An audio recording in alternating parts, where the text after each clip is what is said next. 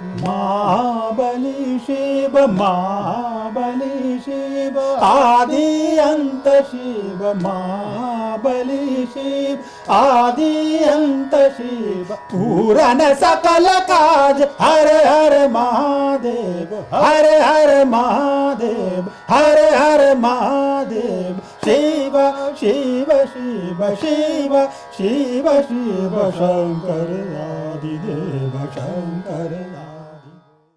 संगीत एक विज्ञान कहा जाता है, इसे आध्यात्म की भी संज्ञा दी जाती है और सबसे बड़ी बात यह है कि इसका इतिहास के साथ साथ इसका शास्त्र इतना गूढ़ है कि मानो समुद्र सी गहराई। और इसी गहराई में एक बात बहुत ही आश्चर्य की है जो अब मैं आपको बताने वाला हूं कि इस संगीत से ही, जो शास्त्रीय संगीत है, भारतीय परंपरा जिसमें आत्मवस्थी है, उसमें आपकी बीमारियों की, बल्कि यूं कहें कि गंभीर बीमारियों का भी इलाज संभव है। लेकिन शास्त्रीय संगीत की इस पद्धति में आखिर ऐसा कौन सी विधि, ऐसी कौन सी पद्धति है जिससे राग थेरेपी की जाती है, उसका नाम है ध्रुपद। और आज ऐसी ही शख्सियत से मैं आपकी मुलाकात करवाने वाला हूं जिसे पूरा देश विदेश जानता है। और यह जोड़ी जो है वो आज हमारे सामने है, जिन्हें जाना जाता है सक्सेना ब्रदर्स के नाम से। और यह सक्सेना ब्रदर्स जो है वो यूं कहें कि विश्व में एकमात्र ऐसी दोनों सगे भाइयों की जोड़ी है जो ध्रुपद गायन करती है। अलग अलग आपने शैलियों में, शास्त्रियों में आपने देखा होगा कि जो ब्रदर्स हैं उनकी जोड़ी दिखाई देती है, लेकिन यहाँ ध्रुपद की एक अलग ही मिसाल है। और हमारी खुशनसीबी यह है कि मध्य प्रदेश की राजधानी भोपाल से ये अपने स्वरों का जादू देश के विभिन्न कोनों में बिखेरते हैं। ना सिर्फ बिखेरते हैं बल्कि उनसे संबंधित, जो ध्रुपद गायन से संबंधित जो ज्ञान है उसका भी प्रकाश लोगों तक पहुंचाते हैं। तो हमारे साथ दो हस्तियां यहाँ पर मौजूद हैं। एक तो योगेश सर हमारे साथ में यहाँ पर हैं और मुकेश सर हमारे साथ में हैं। यहाँ सीधे उनसे चर्चा करेंगे कि आखिर ये थेरेपी है क्या। सर, सबसे पहले आपसे जानना चाहूँगा कि राग से थेरेपी और वो भी ध्रुपद, क्या कनेक्शन सर? देखिए, सिर्फ राग से नहीं, पूरा संगीत से थेरेपी का रिलेशन होता है। मैं आपको एक मुंशी प्रेमचंद का एक कोट आपको कोट करना चाहूँगा। मुंशी प्रेमचंद ने कहा एक जगह, जब दर्द बयां करने के सारे रास्ते बंद हो जाते हैं तो आदमी स्वाभाविक रूप से संगीत की तरफ जाता है। और संगीत एकमात्र ऐसा माध्यम जिसके माध्यम से आप इजीली अपने टेंशन को रिलीज़ करते हैं। और टेंशन को जो भी रिलीज़ करता है उससे बड़ी थेरेपी कोई होती नहीं है। तो ये संगीत टेंशन को रिलीज़ करता है और मानसिक रूप से आपको सबल बनाता है। और जब आपका मन स्वस्थ हो जाता है तो आपका शरीर भी स्वस्थ हो जाता है। इसलिए मैं म्यूज़िक को बेस्ट थेरेपी मानता हूँ। म्यूजिक बेस्ट थेरेपी, वो बहुत बड़ी बात यहाँ पर कही है। मुंशी प्रेमचंद्र का भी नाम यहाँ पर लिया और यह बताया कि किस तरीके से कैसे होता है। सर, ऐसे बताया गया है कि मालकोश तमाम जो राग हैं, तो इनमें आखिर ऐसा क्या जादू है सर कि जो है तंत्रिका तंत्र हमारे शरीर का दुरुस्ती की ओर चल पड़ता है? देखिए, पूरा सिस्टम जो अपना, जिसको कह रहे हैं नर्वस सिस्टम है, अपने मस्तिष्क की जो तंत्रिका है, उन तंत्रिकाओं को ये रागों के स्वर झंकृत कर देते हैं। और जब बार बार उन पर चोट पहुंचती है तो जो स्वरों की जो शुद्ध स्वर, मध्यम स्वर, ये जब स्वर लगते हैं तो हमारे जो मस्तिष्क की जो तंतु हैं उन पर जाके ये इफ़ेक्ट करते हैं। और जब उन पर इफ़ेक्ट करते हैं तो उसका असर जो बीमार भी होता है वो स्वस्थ हो जाता है। एक आनंद की एक अलग तरंग उसके मस्तिष्क में बहने लगती है संगीत के माध्यम से। क्या बात है, बहुत बड़ी चीज़ है। और इसमें भी दो मत नहीं, कभी आपने और हमने भी जब शास्त्रीय संगीत में डूबते हुए अंतरात्मा और एक शांत भाव से अगर उसे सुना होगा, निश्चित तौर पर यही शब्द सुनाई दिए होंगे जो अभी सर ने बताया। खैर, अब आपको हम ये सुनाते हैं कि सर आप पहले आखिर ऐसी कौन सी आप राग सुनाएंगे हमें, हमारे दर्शकों तक आप अपनी आवाज़ पहुंचाएंगे, और आखिर उससे कौन सी चीज़ का, किस चीज़ का इलाज संभव है? देखिए, अभी हम सबसे पहली प्रस्तुति राग मल्हार की देंगे। उसके दो कारण है। पहला तो अभी जो बारिश का सीज़न है, ये राग मल्हार का सीज़न है। दूसरा, अभी जो आप थेरेपी की जो बात कर रहे थे, तो मैं अपना खुद का अनुभव, कई सालों का मेरा अनुभव है, जब बहुत ज़्यादा गर्मी पड़ती है हर सीज़न में मैं राग मल्हार इंटेंशनली सुनता हूँ। और ये मेरा खुद का अनुभव है। राग मल्हार सुनने भर से आपके मन में और तन में शीतलता महसूस होती है। मेरा खुद का अनुभव है। वाह सर, तो शुरुआत भी हम राग मल्हार से करेंगे। बिल्कुल सर। इसमें मानस की चौपाई सुनाएंगे हम राग मल्हार में। सर, क्या बात है।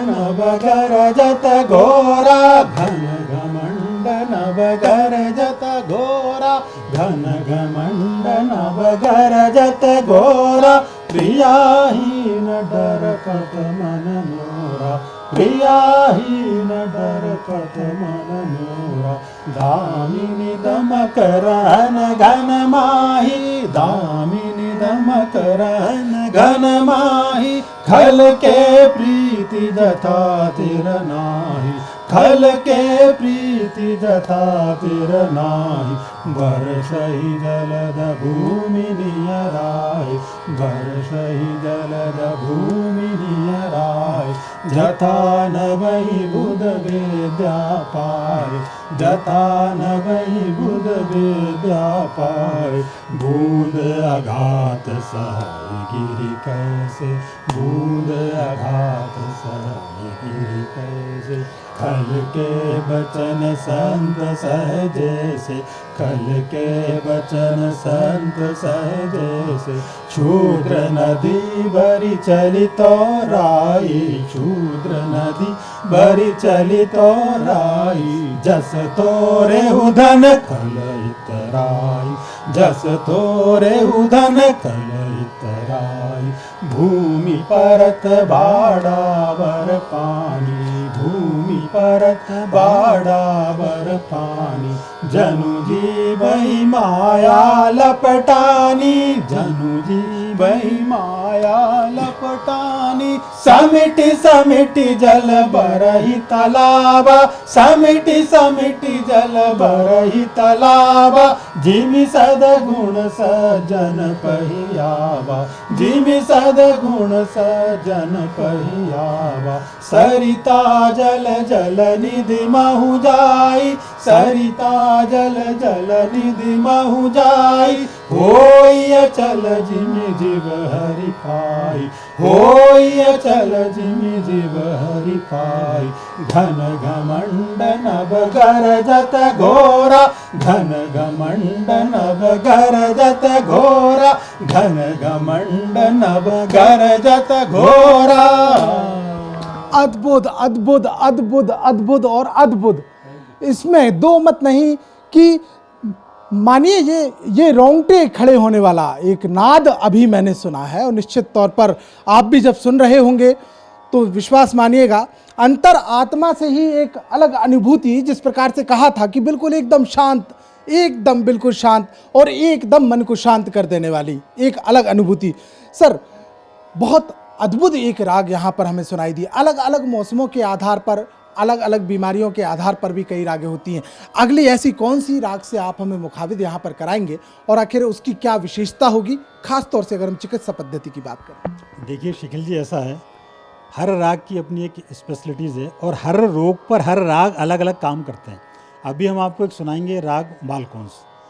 और मैं आपको बताऊं, चूँकि मैं भी एक कॉरपोरेट फील्ड से आया और आप भी कॉरपोरेट जगत में काम करते हैं, और कॉरपोरेट जगत में सबसे बड़ी बात क्या है, एक तो वर्किंग आवर्स बहुत बढ़ गए हैं और उसके साथ साथ तनाव भी बढ़ गया है। आज की सबसे बड़ी बीमारी यदि कोई है तो तनाव है, और तनाव ही सारी बीमारियों की जनक है। ये जो मालकोस हम आपको सुनाने जा रहे हैं, ये तनाव पर ही काम करता है, ये अवसाद पर काम करता है और एक सुकून और शांति का एक एहसास कराता है। कितने ही आप तनाव में हो, आप ये आग या तो आप इसको गा लें, लेकिन चूंकि हर कोई गाता नहीं, तो जो गा नहीं पाते वो इसको सुन लें, तो इसके सुनने से ही आपको एक अलौकिक शांति की एहसास आपको होगा। तो ये प्रस्तुति हम मालकोस में एक साधारण सिद्धांत बताता हूँ राग थेरेपी का। सीधा सा गणित है, आप ज़्यादा रागों में नहीं जाइए। जो मॉर्निंग राग होते हैं वो आपको एनर्जी देते हैं, और जो रात के राग होते हैं वो आपकी निद्रा में मदद करते हैं। राग मालकोंस रात का राग है। जिन लोगों को अनिद्रा की प्रॉब्लम होता है ना, उनको हम रात के राग सुनाकर, चाहे मालकोंस हो बाहर हो, ये अनिद्रा की प्रॉब्लम दूर होती है। तो यही राग मालकोंस हम आपको सुनाना चाहते हैं। रात का राग है, बड़ा खूबसूरत राग है और बहुत प्रचलित राग है। वाह। तो हम इसमें शंकर जी की, सावन का महीने चल रहा है, शंकर जी की एक बंदिश आपको सुनाएं। सोने में सुहागा, सोने में सुहागा जी।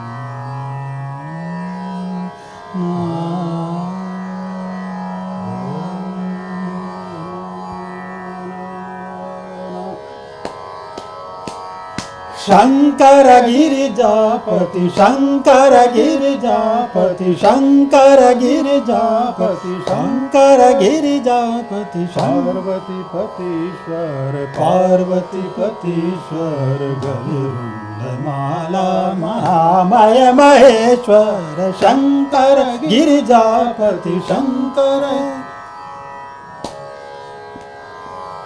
शंकर गिरिजापति, शंकर गिरिजापति, पार्वती पतीश्वर, पार्वती पतीश्वर, गलरुंडमाला महामय महेश्वर, शंकर गिरिजापति, शंकर।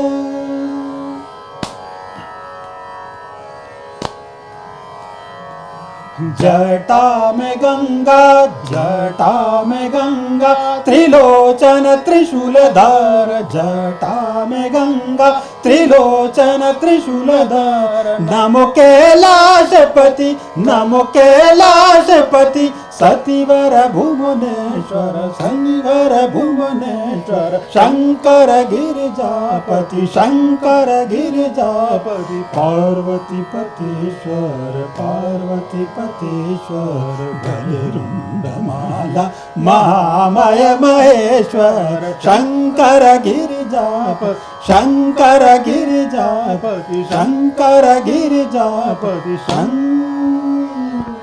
शंकर गिरिजापति।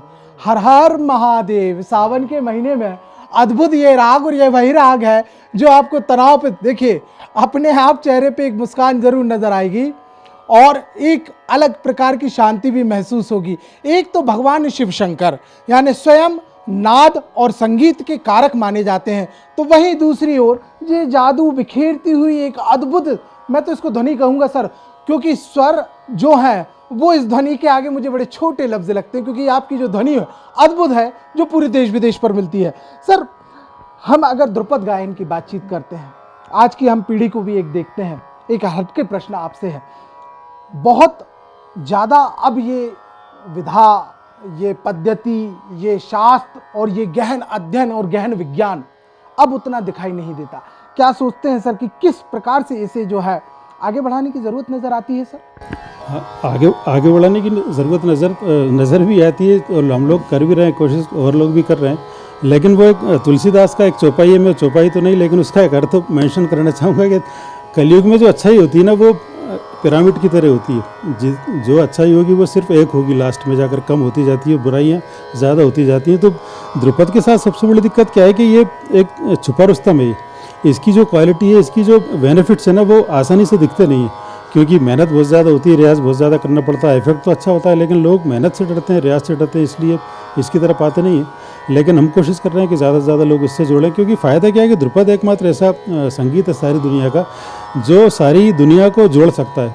हिंदुस्तान का एकमात्र ऐसा संगीत है जो पूरा इंटरनेशनल लेवल, क्योंकि इसमें लैंग्वेज का इतना इंपॉर्टेंस नहीं होता, हम आलाप के ऊपर आधारित होता ना, उसमें शब्दों की तो ज़रूरत होती नहीं, और आलाप ही असली संगीत होता है, आलाप ही असरकारक होता है। तो मैं चाहता हूँ कि ध्रुपद ज़्यादा से ज़्यादा लोग सीखेंगे तो अच्छा रहेगा। तो यहाँ बिल्कुल सही बात, एक यहाँ पर बात कही कि जिस प्रकार से भारत की अगर हम बातचीत करते हैं तो संस्कृतियों, सभ्यताओं के साथ साथ तमाम तंत्र, इसको एक प्रकार से कहा जाएगा, संगीत का एक तंत्र कहा जाएगा, और इसका समावेश से बनता है भारत। लेकिन संस्कृति को बचाने के लिए भी पहल करनी होगी।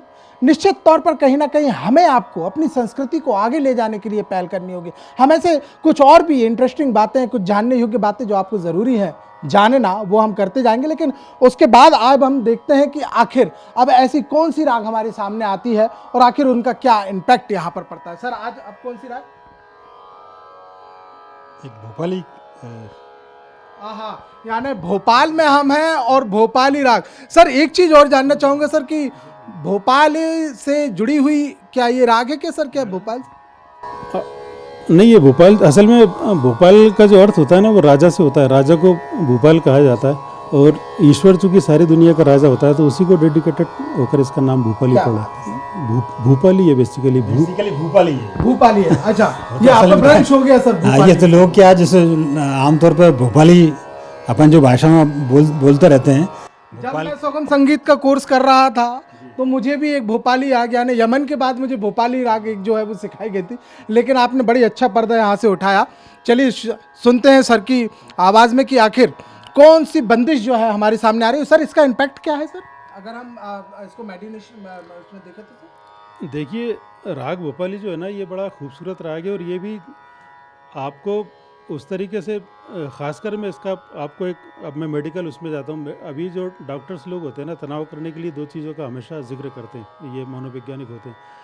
एक तो जब आप बहुत ज़्यादा डिप्रेशन में होते हैं तो कोई भी डॉक्टर आपसे ये कहेगा कि आप जितना दूर का हो सकते हैं देखिए, आप अपने आकाश को निहारिए, या एक ऐसी जगह को निहारिए जहाँ पर पूरी तरह ब्लैंक हो, जहाँ किसी तरह का कोई मकान ना हो, कोई वेरिएशन ना हो, ऐसी जगह देखने का मनोवैज्ञानिक भी बोलते हैं। और या फिर एक मनोविज्ञान हमारा कहता है कि आप पहाड़ियों पर घूमने चले जाइए, जहाँ से आप अकेले आप हों और सारी प्रकृति आपको नीचे दिखे। भूपाली एकमात्र ऐसा राग है, ये दोनों चीज़ों को सिर्फ सुनाकर ही आपके सामने ले आता है। जब आप भूपाली गाते हैं, राग भूपाली सुनते हैं, तो आपको हमेशा ऐसा लगता है कि आप जैसे खुली वादियों में आप अपने आप को पाते हैं। तो ये प्रकृति के ज़्यादा ऐसा लगता है कि ये आप करीब, हाँ बिल्कुल, आप प्रकृति के, आप पहाड़ की सैर कर रहे हैं, आप एक नदियों तालाब का आनंद ले रहे हैं, मतलब जो एक प्रकृति का एक जो एक चित्र खींच देता है। क्या बात है। तो भोपाल में भी इस चीज़ की कमी नहीं है। अगर हम जंगलों, ग्रीनरी और तालाबों की बात करें, शुरू करते हैं सर के साथ। सर,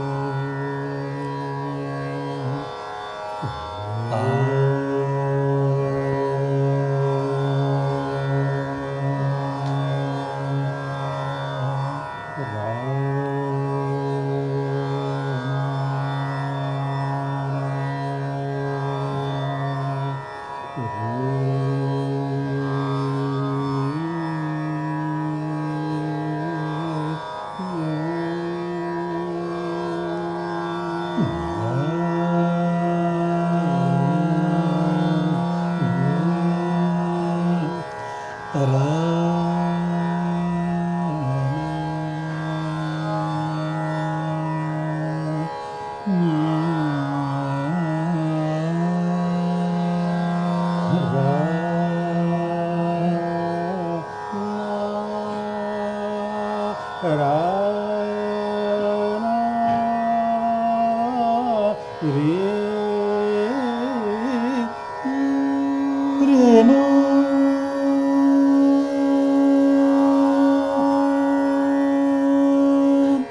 नो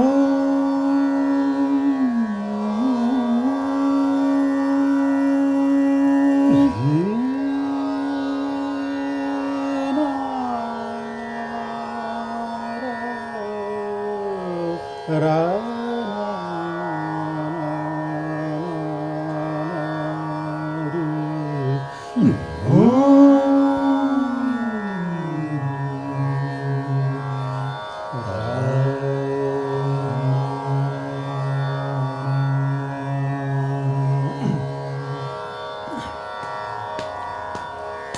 शंकर सुत गणेश शंकर सुत गणेश शंकर सुत गणेश शंकर सुत गणेश विघ्न विनाशन विघ्न विनाश गौरी नंदन गौरी नंदन बुद्धि विदाता शंकर सुत गणेश शंकर सुत गणेश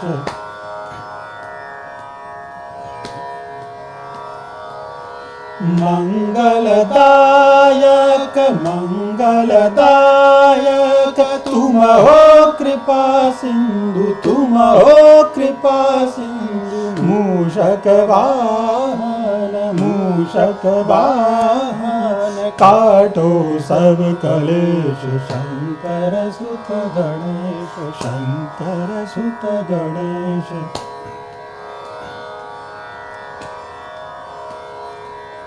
जय जय गणाधीश जय जय गणाधीश सुर नर पूजित भक्तन के हित करत आदेश शंकर सुत गणेश शंकर सुत गणेश विघ्न विनाश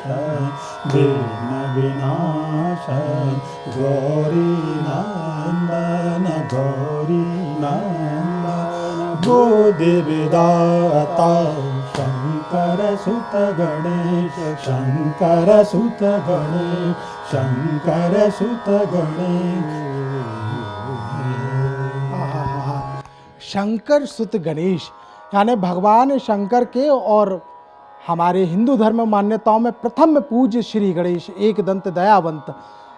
कितनी अद्भुत स्तुति है सर। अगर हम ध्रुपद को देखते हैं तो जहाँ तक मेरी समझ है, क्या यह शिव और शिव परिवार के आसपास ही पूरा ध्रुपद का जो एक संसार है वो बसा है? देखिए मैं आपको एक बात मतलब पूरा बताता हूँ। ये जो शास्त्रीय संगीत है, ये शास्त्रीय संगीत के जन्मदाता भगवान शंकर ही। हमारे यहाँ कहा जाता है जो डमरू है ये आदि वाद्य है, डमरू से ही सारा के सारा संगीत निकला है। और चूँकि ध्रुपद सबसे पुराना संगीत है और आदिदेव है ना शंकर, सबसे पहली जो स्तुति हमने की है वो शंकर जी की ही की है, तो इसलिए इसमें ज़्यादातर शंकर की बंदिशें हैं। लेकिन बाद में धीरे धीरे फिर ब्रज भाषा जब इसमें आई तो कृष्ण की बहुत सारी बंदिशें, इसमें होली के बहुत धमार जो है, धमार तो पूरा होली पर केंद्रित है, तो शंकर जी की बंदिशों के अलावा कृष्ण का भी इसमें बड़ा इम्पोर्टेंट। इसमें एक चीज़ और मैं आपको बताऊं, शंकर जी की तो बंदिश है ही, शंकर जी के जो पुत्र हैं गणेश जी, जो पहला वाद्य जो आया पखावज वो गणेश जी का वाद्य, ध्रुपद में जो वाद्य बजता है वो पखावज ही है। तो शंकर गणेश का कॉम्बिनेशन है ध्रुपद। और फिर जो कृष्ण की जो इसमें बाद में ये जो एंट्री, तो कृष्ण के जो पद हैं, तो कुल मिला के एक जो ध्रुपद को जो कहा जाता है ये आध्यात्मिक आराधना के ही पद है, ये भगवान की आराधना के पद हैं। और इसलिए ध्रुपद का इम्पोर्टेंस सारे संगीत में सबसे ज़्यादा। आप पूजा नहीं कर पा रहे, आप भजन नहीं कर पा रहे, आप ध्रुपद गाने लग जाओ। अद्भुत है। और ध्रुपद मंदिरों में ही गाए जाने, ये पद ही हैं ये जो मंदिरों में जो गाए जाने वाले जो राग है सब, और सबसे प्राचीन और सर्वप्रथम ध्रुपद ही है। क्या बात है। तो सबसे प्राचीन ये रागों की बात यहाँ पर कही गई और उसमें भी दो मत नहीं। देखिए रागों की पवित्रता का अंदाजा इस प्रकार से लगाइए कि थोड़ा सा फ्लैशबैक में जाइए, थोड़ा सा इतिहास के पन्नों को पलटिए तो आपको एक चीज़ जरूर दिखाई देगी कि मुगलों के दरबार में वहाँ जो गाने वाले, यूँ गाने वालों की बात नहीं, यहाँ उनको पंडितों के स्वर कहे जाएंगे, ऐसे ही सरस्वती के पुत्र जितने हुआ करते थे वो मुगलों के दरबार में जो है शिव की स्तुति गाया करते थे, और जिसमें पूरा मुगल साम्राज्य के साथ साथ जो भी दरबारी थे, कुछ नाम भी आपको बता देता हूँ, जिसमें एक बैजू बाबरा साहब, उनमें तानसेन साहब, ऐसे कई नाम जो थे जो अपनी स्तुति गाते थे, और उस स्तुति में तमाम धर्मों के लोग झूमते हुए नजर आते थे। और यही कारण भी है कि उस जमाने में और इस जमाने में इलाज में खासा फर्क है, क्योंकि तब बीमारियां भी कम होती थी क्योंकि रागों का चलन था। आज बीमारियों का चलन ज़्यादा हो गया है क्योंकि अब हम डीजे को ज़्यादा सुनते हैं, वो भी तेज लाउड। खैर, अंतिम दौर में चले चलते हैं सर, और अब जाते जाते आखिर ऐसी कौन सी चीज़ आप सुनाएंगे सर, ऐसी कौन सी चीज़ बंदिश हमारे सामने सर दर्शकों के लिए? अभी आपने जिक्र किया शंकर जी का, और मैं आपकी बात से सहमत हूँ। शंकर जी की बंदिश हमारे पास बहुत होती है ध्रुपद में, तो इसका जो समापन है वो भी हम राग अड़ाना से करेंगे। अड़ाना से मैं इसलिए करना चाहता हूँ क्योंकि राग अड़ाना जो है ना, ये हमारे डागर घराने की पहचान है। ये जो शिव स्तुति में गा रहा हूँ, हम लोग गाएंगे, ये डागर घराने की पहचान है, तो उसी से हम आपका समापन करेंगे प्रोग्राम। सर माफ़ी चाहूँगा क्योंकि बात घराने की हुई, और संगीत में जब तक यूँ कहा जाता है कि किसी भी स्टेज पर कहीं भी अगर गुरु की उपासना ना हो और उनके विषय में ना किया जाए चर्चा, तो ये बड़ा गलत होगा। सर आपके घराने के विषय में 2 लाइन प्लीज़। देखिए, ये भाई ने बताया हमारा डागर घराना है, और हम लोगों ने जो ध्रुपद सीखा वो विश्वविख्यात ध्रुपद गायक गुंदेचा बंधुओं से सीखा। तो उसी परंपरा को हम, उसी डागर घराने की परंपरा को हम निभा रहे हैं, और डागर हमारे दादा गुरु थे जी। तो ये जो और एकमात्र ध्रुपद का घराना है, जो डागर, जो 4 शैलियाँ उसमें एक ध्रुपद की एक शैली है भी, तो डागर शैली को हम आगे ले जा रहे हैं। जो हम बता रहे हैं कि डागर शैली में भाइयों की जोड़ी है, वो हमारी जोड़ी है। और एक चीज़ और बस मैं आपको, चूँकि आपने तानसेन का जिक्र किया था, और ये सबसे कह लें कि देश में, दुनिया में सबसे प्रसिद्ध गायक तानसेन से बड़ा कोई गायक ही नहीं। तानसेन ध्रुपद ही गाते थे जी, ध्रुपद गायक। तो ये वहाँ से अभी तक उसको उसी फॉर्म में चला आ रहा है, और इसीलिए ध्रुपद का महत्व है कि वो फॉर्म आज भी जिंदा है, और ईश्वर ने हम लोगों पर थोड़ा सा कृपा की तो हम उसको आगे बढ़ा रहे हैं। निश्चित तौर पर सरस्वती की कृपा है, निश्चित तौर पर सर।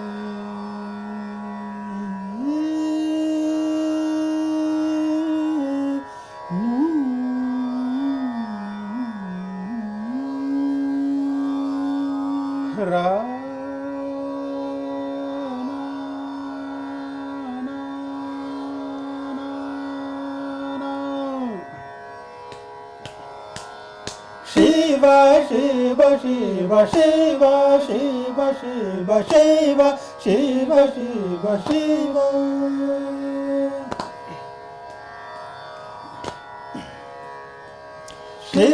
शिवा शिवा शिवा शिवा शिवा शंकर आदिदेव शंकर आदिदेव शंभु भोलानाथ शंभु भोलानाथ योगी महादेव शिव शिव शिव शिव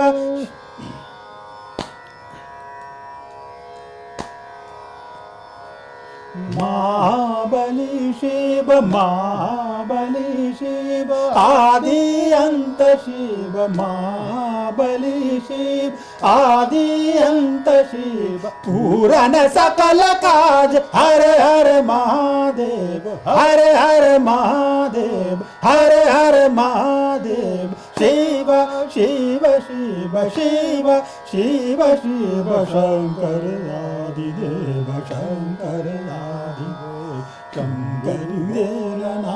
शंभु भोलानाथ योगी महादेव शिव शिव शिव शिव शिव शिव शिव शिव शिव शिव।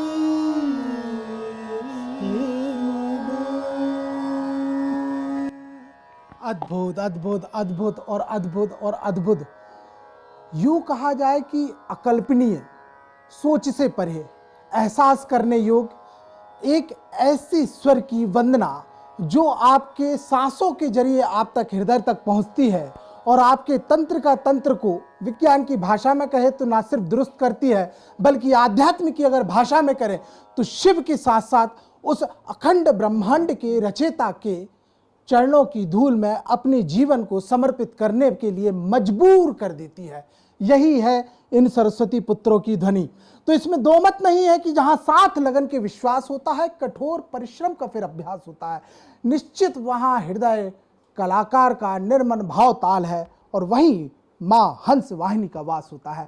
तो आज हमने जिन शख्सियत से यहां पर मिला, ना सिर्फ विज्ञान की बातों को हमने जाना बल्कि यह भी जाना कि भारतीय संस्कृति की आत्मा क्या है और यह भी जाना कि आखिर हम कौन है और हमारी संस्कृति क्या है और हम जिस संस्कृति से बड़े हुए, जिस श्वास को आज हम ले रहे हैं वो कुछ इसी पद्धति से हमें मिली है और जिससे आज हम और आप और आने वाली भारतीय संस्कृति हमेशा ही सावन की तरह हरी भरी रहने वाली है। अगली बार ऐसे ही किसी शख्सियत के साथ आपसे फिर रूबरू होंगे, फिर मिलवाएंगे, फिर ऐसी ही संस्कृति से आपको परिचित कराएंगे जिनकी मिसाल ना सिर्फ दुनिया में बल्कि मैं तो यूँ कहूँगा युग युगांतर तक, जब तक है तब तक वेदों के माध्यम से, पुराणों के और शास्त्रों के माध्यम से आप तक और हम तक हर जन्म तक पहुंचती रहेगी। तब तक देखते रहिए रल्लू राम। और क्योंकि सावन का महीना और बात यहां पर दुपद की हुई तो आपसे भी हर हर महादेव।